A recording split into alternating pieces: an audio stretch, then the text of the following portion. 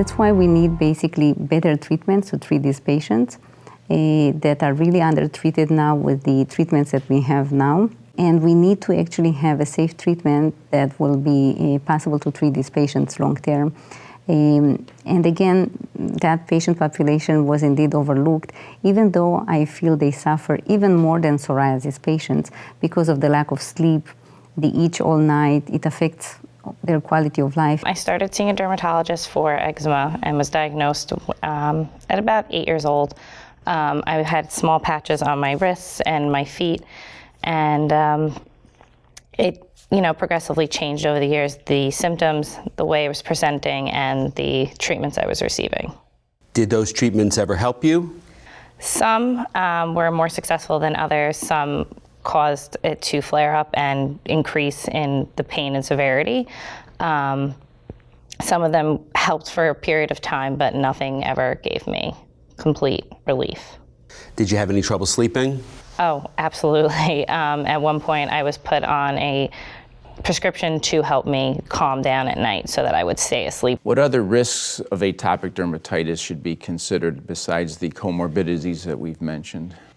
Yeah, so there is a nice bulk of emerging studies that show also in atopic dermatitis risk for obesity may not be as high as we see in psoriasis, but still compared to healthy controls, these patients do have some obesity, and I think it was previously not appreciated, but now after I read these studies and I look at my patients, they are not exactly like the psoriasis patients, but they are a little bit overweight. We have several goals. Number one, we want to prevent outbreaks. And the most important way to do this is to counsel patients about lifestyle. We want to talk about infrequent bathing, avoiding hot water, avoiding any triggers that they may have that help to flare the atopic dermatitis. We want to have patients use frequent moisturization regularly. Number two, we want to manage comorbidities and secondary complications. We touched on some of the comorbidities before in terms of cardiovascular and systemic. The most important complication we see, especially in children, is skin infection. So we want, again, to maintain a good barrier. We use bleach baths, both as treatment for atopic dermatitis and as maintenance to prevent infection. Generally, I recommend half a cup of household bleach in a full bath 3 times a week for 15 minutes. We'll treat infection, certainly, if it comes up, topical or oral antibiotics.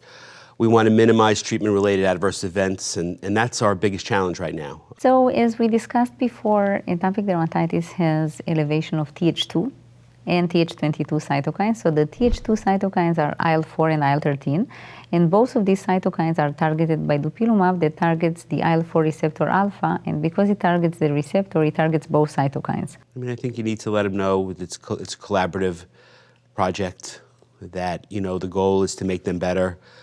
That you're not forcing anything upon them. It has to be what they want, but then they have to understand, again, the limitations of what they may want or the risks and benefits of what they may want. But keeping up that dialogue can help. Definitely for patients with a severe disease, I think they will need to keep being on treatment. I don't think that we have the idea of a flare. So patients with moderate to severe disease, they will not miraculously become mild.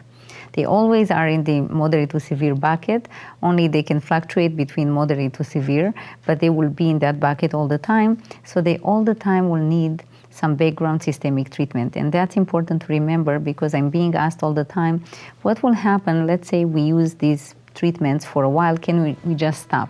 I don't think they can just stop. They will need to use some systemic treatment over time that is safe.